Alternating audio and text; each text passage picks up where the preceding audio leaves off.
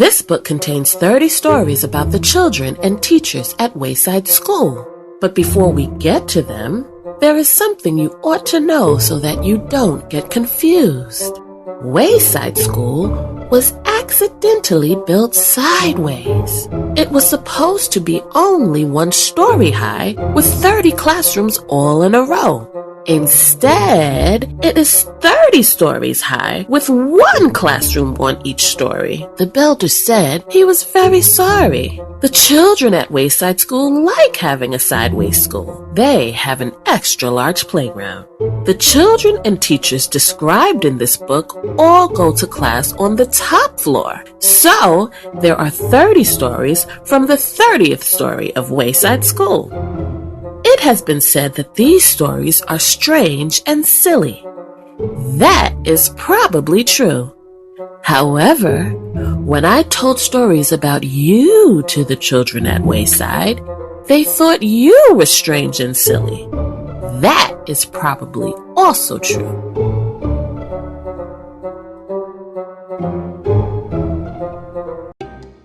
Chapter 1. Mrs. Gorf.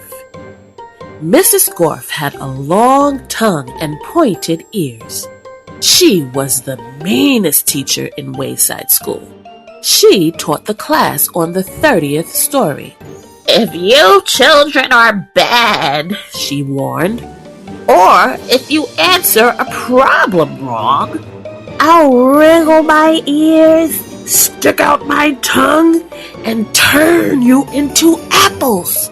Mrs. Gorf didn't like children, but she loved apples. Joe couldn't add. He couldn't even count, but he knew that if he answered a problem wrong, he would be turned into an apple. So, he copied from John. He didn't like to cheat, but Mrs. Gorf had never taught him how to add. One day, Mrs. Gorf caught Joe copying John's paper. She wiggled her ears, first her right one, then her left, stuck out her tongue, and turned Joe into an apple. Then she turned John into an apple for letting Joe cheat. "Hey, that's not fair," said Todd. "John was only trying to help a friend." Mrs. Gorf wiggled her ears, first her right one, then her left, stuck out her tongue, and turned Todd into an apple. "Does anybody else have an opinion?" she asked. Nobody said a word. Mrs. Gorf laughed and placed the 3 apples on her desk. Stephen started to cry. He couldn't help it. He was scared.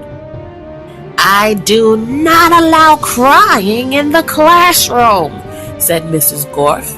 She wiggled her ears, first her right one, then her left, stuck out her tongue, and turned Stephen into an apple. For the rest of the day, the children were absolutely quiet. And when they went home, they were too scared even to talk to their parents. But Joe, John, Todd, and Stephen couldn't go home.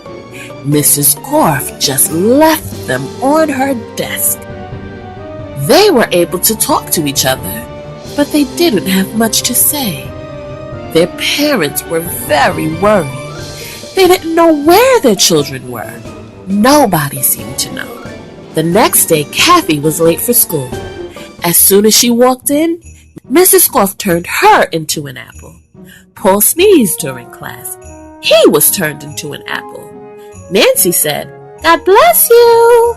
When Paul sneezed, Mrs. Gorf wiggled her ears, first her right one, then her left, stuck out her tongue, and turned Nancy into an apple. Terrence fell out of his chair.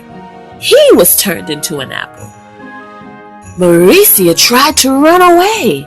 She was halfway to the door as Mrs. Gorf's right ear began to wiggle. When she reached the door, Mrs. Gorf's left ear wiggled. Mauricia opened the door and had one foot outside when Mrs. Gorf stuck out her tongue. Mauricia became an apple. Mrs. Gorf picked up the apple from the floor and put it on her desk with the others. Then a funny thing happened. Mrs. Gorf turned around and fell over a piece of chalk. The three Erics laughed. They were turned into apples. Mrs. Gorf had a dozen apples on her desk. Joe, John, Todd, Stephen, Kathy, Paul, Nancy, Terrence, Mauricia, and the three Erics, Eric Fry, Eric Bacon, and Eric Ovens. Louis, the yard teacher, walked into the classroom. He had missed the children at recess. He had heard that Mrs. Gorf was a mean teacher, so he came up to investigate. He saw the 12 apples on Mrs. Gorf's desk. I must be wrong, he thought. She must be a good teacher if so many children bring her apples. He walked back down to the playground. The next day, a dozen more children were turned into apples.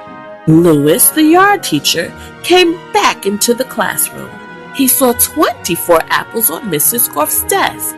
There were only 3 children left in the class. She must be the best teacher in the world, he thought.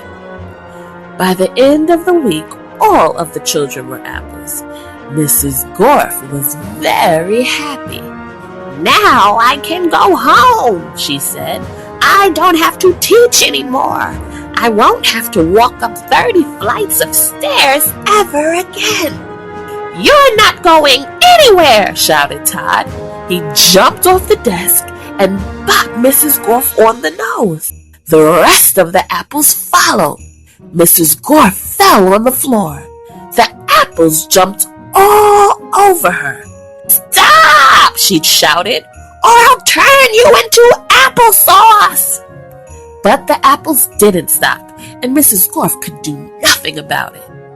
Turn us back into children, Todd demanded. Mrs. Gorf had no choice.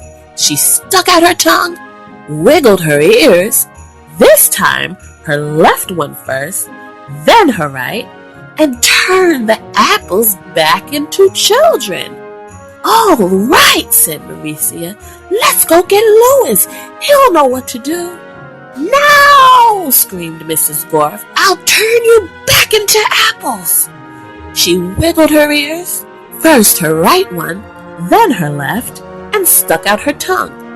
But Jenny held up a mirror, and Mrs. Gorf turned herself into an apple. The children didn't know what to do. They didn't have a teacher.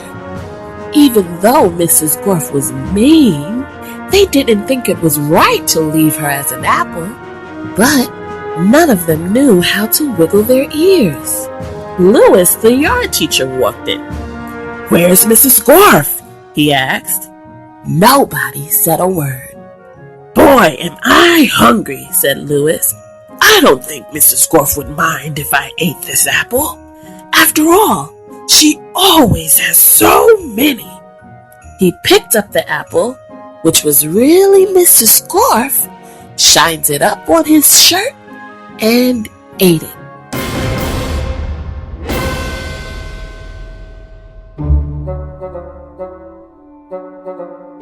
The moral of a story is the lesson that you learn from a story. The lesson that you learn is supposed to help you become a better person. So what do you think is the moral of Mrs. Gorf's chapter? Is it, always be afraid of mean teachers?